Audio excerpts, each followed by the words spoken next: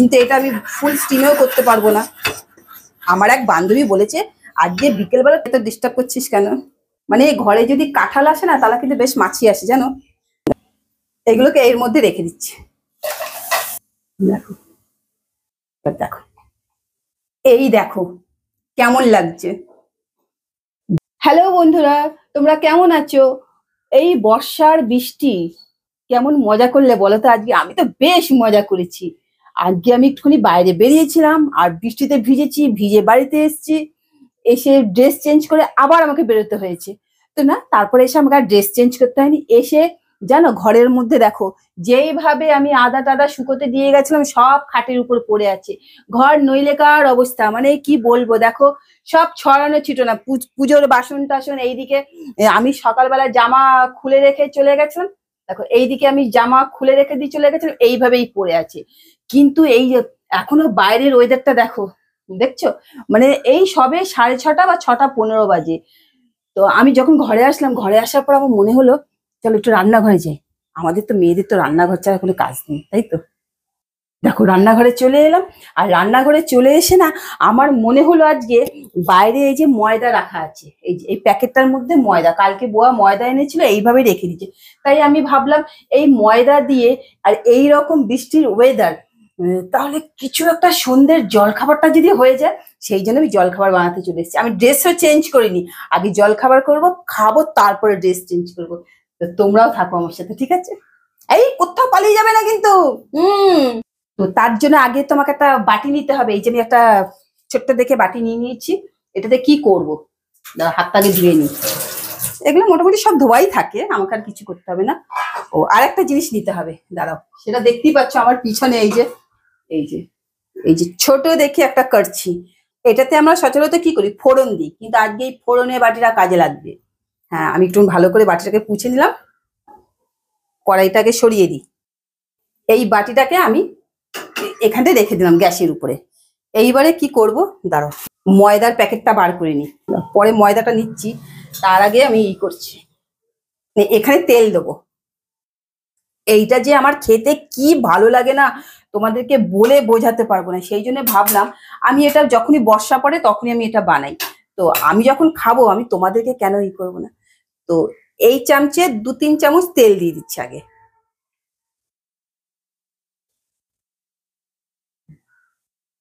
হ্যাঁ, 2-3 চামচ তেল দিয়ে দিলাম। তেলটা গরম হোক, ততক্ষণে আমি আগে এগজস্টটা চালিয়ে দিই। দেখো একদম কাছের থেকে নিয়ে চলে এলাম, তোমরা দেখতে পাবে। হ্যাঁ, আমার মুখটা একটু দেখতে পাচ্ছ না, সেটা আলাদা। এখানটা আমি দিয়ে দিলাম। আর এখানে আমি এই যে চামচেটা ধুয়ে রেখেছি, এই চামচের হ্যাঁ এই 1 চামচে আর একটু দিয়ে আমি ময়দা দিয়ে দিলাম। এবার দিয়ে এটাকে ভালো করে, দেখো ফুটছে কিন্তু, এটাকে ভালো করে নাড়াবে যাতে ডেলা না পেকে যায়। মানে একদম ঘন করে নেবে, মানে যা তেল হবে তার হাফ হবে ময়দা। এত হাওয়া দিচ্ছে না, হাওয়াতে আমার গ্যাস মাঝে মাঝে নিভে যাচ্ছে। কিন্তু এটা আমি ফুল স্টিমেও করতে পারবো না। আমার এক বান্ধবী বলেছে আজকে বিকেলবেলা তোদের বাড়িতে গিয়ে জমিয়ে আড্ডা দেবো। আমি তখন ভাবলাম যখন জমিয়ে আড্ডাই দেবে তাহলে আমি এই খাবারটাকে চটপট করে করিনি।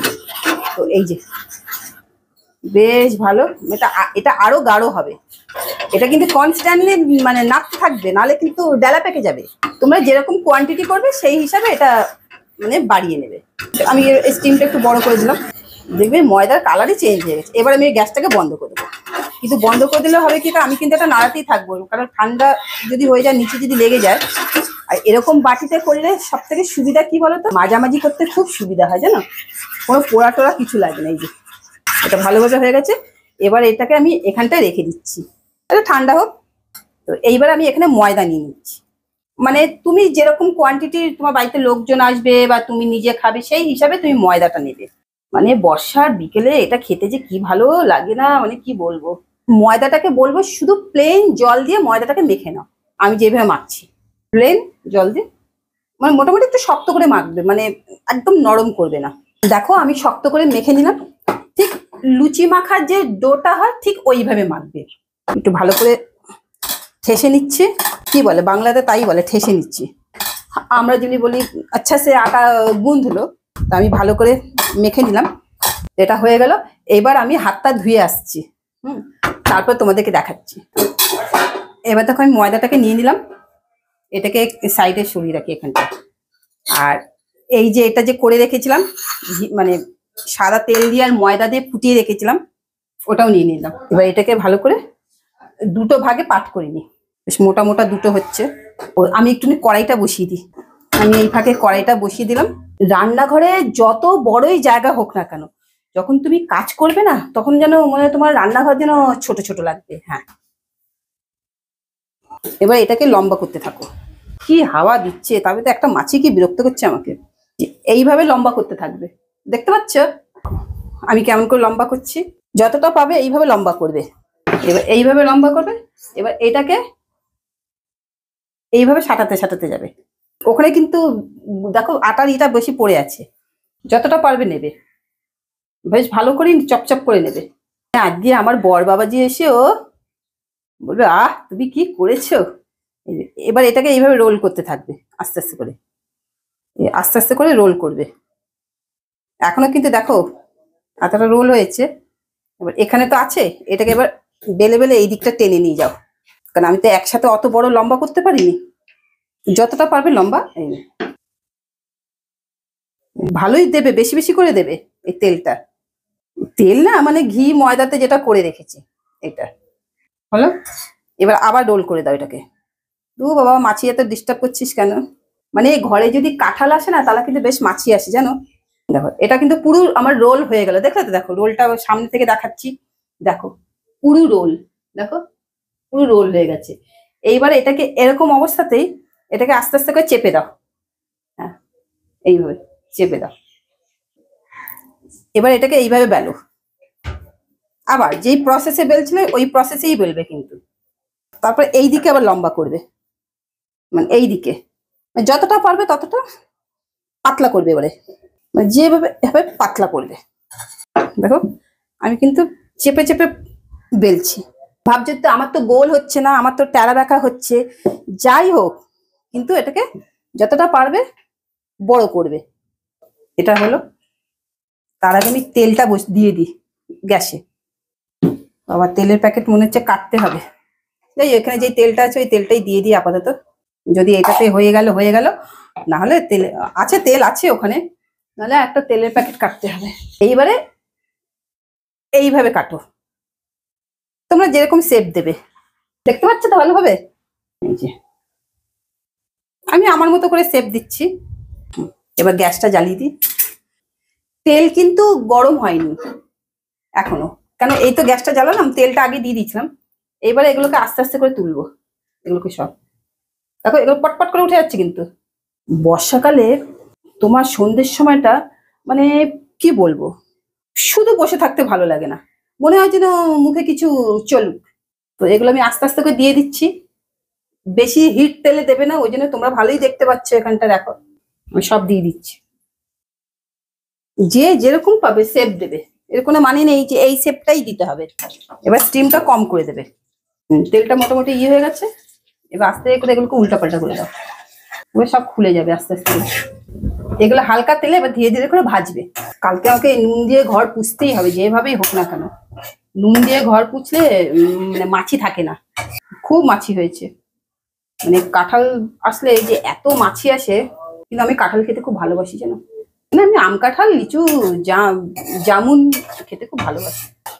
খুব বেশি স্টিম হলে তখন আস্তে আস্তে করে মানে না, যখন দেখবে একটুখানি বেশ হয়ে যাচ্ছে, লেগে লেগে যাচ্ছে, তখন স্টিমটাকে একটু কম করে, বেশি ফুল স্টিমে ভাজবে না, কারণ ভেতর থেকে তো ভাজাটা তো মচমচে হওয়া চাই না। দেখো বেশ লাল লাল হয়ে গেছে ভাজাগুলো। এবার আমি আস্তে আস্তে করে তুলতে থাকি। এই ছাঁকনিটা নিয়েছি, এটার মধ্যে সব চলে আসবে। ছাঁকনিটা বড় আছে। এত বৃষ্টি পড়ছে কিন্তু গরম কিন্তু এক ফোঁটাও কমছে না। আমি এবার না গ্যাসটাকে বন্ধ করে দিচ্ছি। একা হাতে করলে না এই হয়। আবার ধরো ওইগুলোকে ভাজবো, আবার করব, এগুলোকে এর মধ্যে রেখে দিচ্ছি। দেখো এর মধ্যে রেখে দিলাম। এইবারে আরেকটা যেটা আছে ওইটা করিনি, এটাকে এখানটা রেখে দিই, তারপরে আসছি। আমি এখন গ্যাসটা বন্ধ করে দিয়েছি, কারণ কি আবার এটাকে করে নিই, মানে একা হাতে করলে যা হয়। আবার সেম প্রসেস এইভাবে করে নিচ্ছি। আমার জায়গা কম বলে আমি এইভাবে করি। আমি যখন আমার বরকে বলি না আমার জায়গা কম বলে আমি এইভাবে করি, আমার বর বলে তুমি যে এরকম করে বলছো জায়গা কম, তুমি এইভাবে করো, জানো এক একজনের বাড়িতে তো এই জায়গাটাও থাকে না, মানে এত বড় রান্নাঘর নাকি কারোর হয় না, মানে আমাকে বলছে। তো সেম প্রসেস, এইভাবে করব, এইভাবে।